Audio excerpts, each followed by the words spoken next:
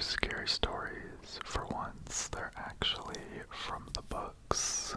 Scary stories to tell in the dark, which were my favorite when I was like in junior high. I had the trilogy of all three books, and I read them about 100 times. And I recently found out that they're making a movie, and it was like in the Super Bowl commercials and stuff, so I'm really excited. So I thought we could read 5 or 6 of these stories maybe, and they're pretty creepy.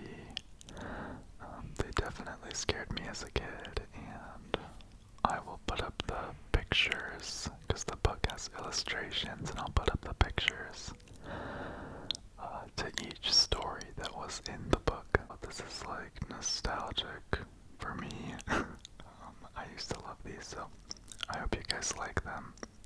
And you guys might have heard some of these, and it might be fun to hear them again. So this first story is called The Dream. Lexi Morgan had a dream. She was walking up a dark staircase, and when she got to the top, she walked into a bedroom. The bedroom carpet was made up of large squares that looked like trapdoors, and each of the windows was fastened shut with big nails that stuck up out of the wood. In her dream, Lexi went to sleep in the bedroom, but during the night, a woman with a pale face, black eyes, and long black hair slipped silently into the room. She leaned over the bed and whispered, "This is an evil place. Run away while you can." Then the black-haired woman grabbed her arm.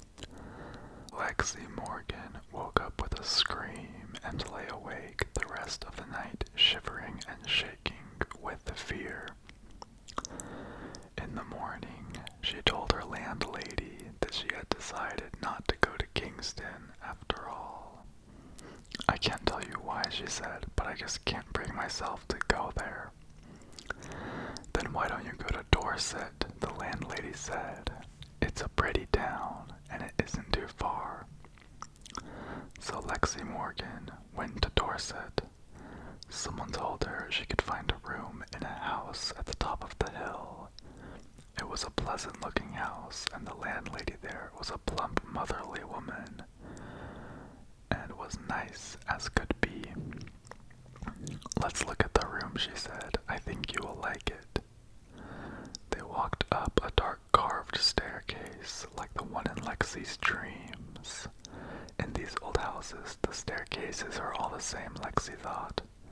But when the landlady opened the door to the bedroom, it was the room in her dream, with the same carpet that looked like trapdoors, and the same windows fastened with big nails. "This is just a coincidence," Lexi told herself. "How do you like it?" the landlady asked. "I'm not sure," Lexi said. "Well, take your time," the landlady said. "I'll bring up some tea while you think about it." Lexi sat on the bed, staring at the trapdoors and the big nails. Soon, there was a knock on the door. "It's the landlady with tea," she thought. But it wasn't the landlady. It was the woman with pale face and black eyes and long hair. Lexi Morgan grabbed her things and fled. That one really used to creep me out, honestly. And just the picture makes it that much more disturbing. This next story is called High Beams. The girl driving the old blue sedan was a senior at the high school. She lived on a farm about 8 miles away and used the car to drive back and forth. She had driven into town that night to see a basketball game. She was now on her way home. As she pulled away from the school, she noticed a red pickup truck follow her out of the parking lot. A few minutes later, the truck was still behind her. I guess we're going the same direction, she thought. She began to watch the truck in her mirror. When she changed her speed, the truck driver changed his speed. When she passed a car, so did he. Then he turned on his high beams, flooding her car with light. He left them on for almost a minute. He probably wants to pass me, she thought, but she was becoming uneasy. Usually she drove home over a back road. Not too many people went that way, but when she turned onto that road, so did the truck. I've got to get away from him, she thought, and she began to drive faster. Then he turned on his high beams again. After a minute, he turned them off. Then he turned them on again and off again. She drove even faster, but the truck driver stayed right behind her. Then he turned his high beams on again. Once more, her car was ablaze with light. What is he doing, she wondered. What does he want? Then he turned them off again. But a minute later, he had them on again, and he left them on. At last, she pulled into her driveway, and the truck pulled in right behind her. She jumped from the car and ran to the house. "Call the police," she screamed at her father. Out in the driveway, she could see the driver of the truck. He had a gun in his hand. When the police arrived, they started to arrest him, but he pointed to the girl's car. "You don't want me, you want him." Crouched behind the driver's seat, there was a man with a knife. As the driver of the truck explained, the man slipped into the girl's car just before she left the school. He saw it happen, but there was no way he could stop it. He thought about getting the police, but he was afraid to leave her. So he followed her car. Each time the man in the back seat reached up to overpower her, the driver of the truck turned on his high beams. Then the man dropped down, afraid that someone might see him. Ooh, that one, still to this day gives me chills. I love that one. It always freaked me out. It's just like a plot twist, and I love it. I love scary things. Okay. Also, let me know if you guys like this format where I kind of just show the pictures and narrate over it instead of actually being in the video. Whatever you guys like. This story is called Herald, and just the picture alone used to literally give me nightmares, so here it is. If you guys don't want to look at it, that's okay. You can put your phone down or lay it on the bed or whatever. So I know some people like to look at the picture and like visualize it, so anyway, let's begin. There was an old farmer in Arizona who owned the best farm in the area. Everybody said his crops were the best, and people came from all over to buy their goods from him. Whenever people asked him how he was able to grow such good quality crops, the old farmer would say it was all down to his scarecrow. "The old scarecrow is the one I have to thank," said the farmer. "He makes sure no crows or critters or pests come near my crops." The old farmer had built the scarecrow himself, and it was a fearsome sight. He spent months working on it to make it as scary as possible. He knew how important it was to keep pests away from his crops, so he gave it enormous straw arms that stretched out about 6 feet and big long legs that made it as tall as a tree. But the scariest thing about this scarecrow was its head. The farmer carved it himself out of a huge pumpkin and spent countless days and nights perfecting his design until it was perfect. The scarecrow's face and head was so grotesque and ugly that even he was was sometimes scared to look at it, but it was very effective at scaring away every rodent and bird that ventured near. The neighboring farm was owned by two young men who were brothers named Josh and Herald. They were lazy and never did much work around the farm, which resulted in their crops being bad. They were jealous of the old farmer's success and were plotting against him. If they could drive him out of business, they could take over his farm and make more money. So one night, the brothers decided to sneak onto the old farmer's land. They stole his prized scarecrow and brought it back to their own house, where they stuffed it into an old closet so nobody would find it. The next day, the farmer woke up to find his hideous scarecrow missing and all his crops being eaten by rats and crows. He fell to his knees and cried, knowing that his farm would soon be out of business. Meanwhile, the brothers, Josh and Herald, were watching from their own property and couldn't help laughing out loud when they saw the old man's tears of grief. Hearing the laughter, the old farmer came over and asked them if they knew what happened to his scarecrow. The brothers looked him right in the eye and said they had no idea where his precious scarecrow might be. "But you know, I'll go out of business and have to sell my farm if I can't find my scarecrow," said the farmer. Josh laughed in his face, saying, "That's just your tough luck, isn't it?" "Sucks to be you," giggled Herald. The old farmer walked slowly back to his house, his head hanging down in defeat and depression. And just so you guys know, I'm reading these off a website, which are like, they're kind of like knockoffs of the story. So in the book, the scarecrow's name is Herald, not the person. So I don't know, just so you guys know, okay?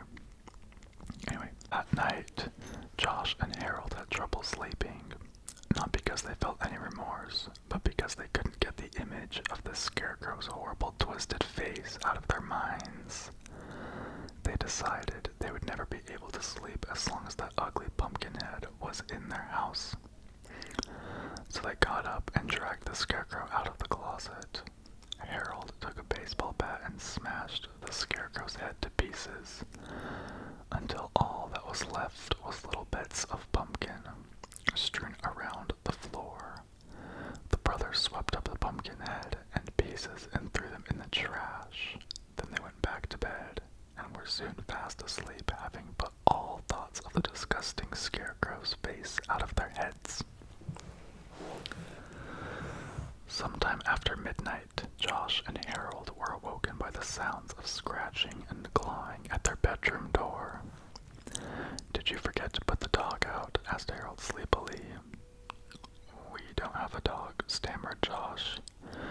Suddenly, the bedroom door burst open, and a solitary long straw arm snaked in through the opening. Then a second arm thrashed around, followed by two long stick legs. The two brothers were frozen in fear and could only look with horror as the headless scarecrow's body rose up on its long stick legs, and its long arms reached out for them in the darkness. Herald felt a cold, sinewy straw claw close around his ankle and screamed as loud as he could. He begged his brother Josh to help him, but Josh was already running out of the bedroom. Fleeing in terror, he ran down the hallway, crashed through the front door, and out into the moonlit road. He ran as fast as his legs could carry him, puffing and panting and screaming at the top of his voice. As he passed his neighbor's house, he saw the old farmer standing at his gate. In the moonlight, he could see the farmer just staring at him with a strange smile on his face. Josh kept running, his bare feet slapping against the rough gravel road. He glanced back over his shoulder and saw something that scared him to his very soul. He saw the scarecrow running along the road close behind him. It was gaining on him, coming closer and closer. And that wasn't all he saw. He noticed that the scarecrow had a brand new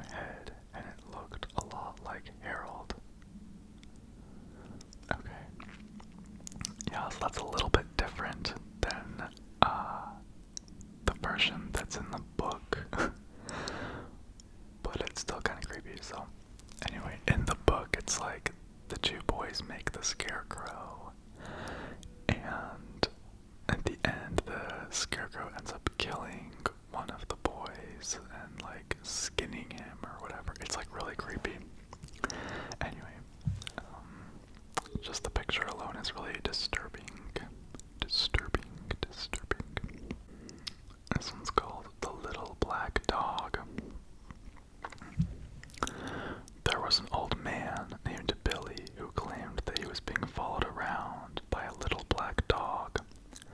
He said it followed him wherever he went and wouldn't leave him alone. Billy could often be seen hollering and cursing and throwing rocks trying to drive the dog away. All the people in town thought he was crazy because there was no dog there. Whenever somebody tried to tell Billy there wasn't any dog to see, he'd reply, "Maybe you don't see it, but I do, and I'm not any crazier than you." As the story goes, the first time Billy saw the little black dog was the day he killed Silas Burton. Back in those days, the town was full of robbers and bandits. Everyone carried a gun, and people were always going around fighting each other or killing each other. Billy was a young man back then, and he hated Silas Burton. They had been feuding for years. One day, Billy saw Silas come riding toward him. As soon as their eyes met, both men went for their guns. Billy managed to get to his first and fired off the first shot. He hit Silas Burton square in the shoulder, knocking him off his horse. The horse got a fright and ran off, leaving Silas Burton lying there in the dirt with a bloody arm and broken back. His gun had fallen where he couldn't reach it, and he was just a sitting duck. He lay out there on the ground, writhing in pain, and begging Billy not to kill him. Billy just looked down at him and spit on his face. Then he leveled his gun and killed him in cold blood. Silas Burton's little black dog came running over and started licking the dead man's face. Then it let out a pitiful whine and started barking and snarling at Billy. Still in a murderous rage, Billy killed the dog too and left both of the corpses lying there in the road. Back then, there was no law in the town, so there was no sheriff, no deputies to arrest Billy. After the murder, he just walked home, drank a few beers, and went to bed. But all night long, he heard the little black dog whining outside his cabin. "I must be imagining things," Billy said to himself as he tossed and turned in bed.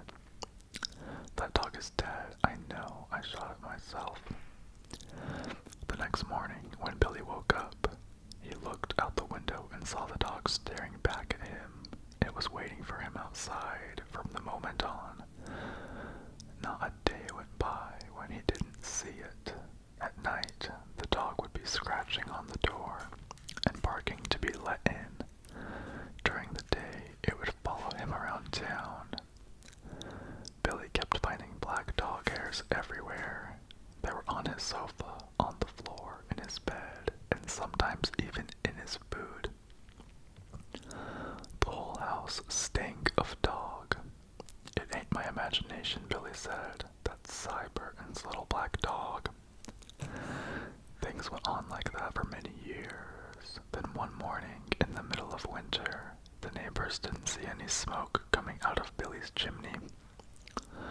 When they went to his house to check up on him, Billy wasn't there. A few days later, they found his body lying in a field behind his cabin. Billy had plenty of enemies, and at first it seemed like somebody might have killed him. But there wasn't a mark on him. He was lying in the snow, and there weren't any footprints out there except for Billy's. The doctor couldn't find anything wrong with the body, and he couldn't figure out the cause of death. He said that Billy might have died of old age or a heart attack or the cold, but nobody believed that. There was something odd about his death. When the first found Billy, there were black dog hairs on his clothes. There were even a few on his face. It smelled like a dog had been out there, yet no one had seen a dog anywhere. Okay, maybe one more. Yeah, I don't know, I always like those ones. I'm just reading the ones that I liked. Okay, this one is pretty short. I think it'll be the last story. And I hope you guys are liking these so far. I could read more if you guys want me to. So, this one honestly is one of the scariest for me just because I've experienced a similar situation that has caused me to have claustrophobia for years. So, okay, this one is called The Bride. A young couple got married, and after the wedding, they held a reception in the bride's grandmother's house. All their family and friends arrived, and they laughed and danced and sang all night long.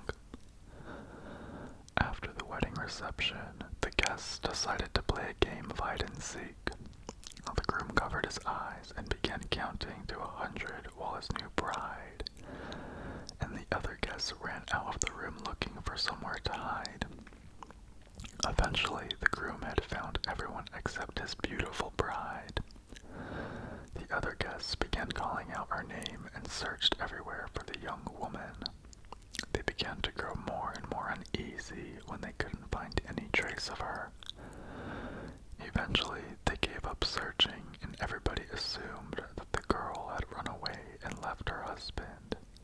As the weeks went by, the husband accepted that his beautiful bride must have had second thoughts about their marriage, and he decided to forget about her and go on with his life.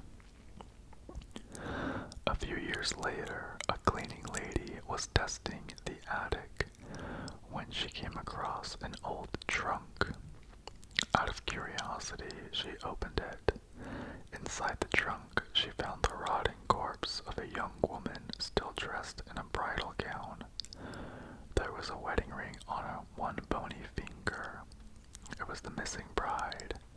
She must have hidden in the trunk and accidentally locked herself inside. It was impossible to tell whether she had suffocated or starved to death, but her face was frozen in a silent scream. Ooh, yeah. So, I guess I could tell you my experience really quick. Just to end the video, my brother had, it was like a trunk type thing, I guess, like a chest, and it had a little lock on it, that you like put, I don't know how to explain it, it like, just like a latch basically. Anyway, he had it in his room, and I think I was home alone, and I was young, and I decided to get inside the trunk, and I did the same thing. I got inside, and the latch came down, and I accidentally locked myself inside, and I was like curled up in a ball basically, like facing down, like I was on my knees. It was like so uncomfortable, and just the feeling of being like locked in a tiny space is the worst. And I was locked in there for probably like 20 minutes, and then I was like pushing really hard with like against the top of it with my like back, if that makes sense, and the nails in the bottom of the chest thing started coming out, and so eventually I just like broke out of it. So I know I'm so swole, even at age 9. Anyway, so I've always just related to that story, which is sad. So anyway, hope you guys liked the stories. If you want more, please comment down below, because I love these types of videos and stories and stuff. So anyway, have a good night, guys.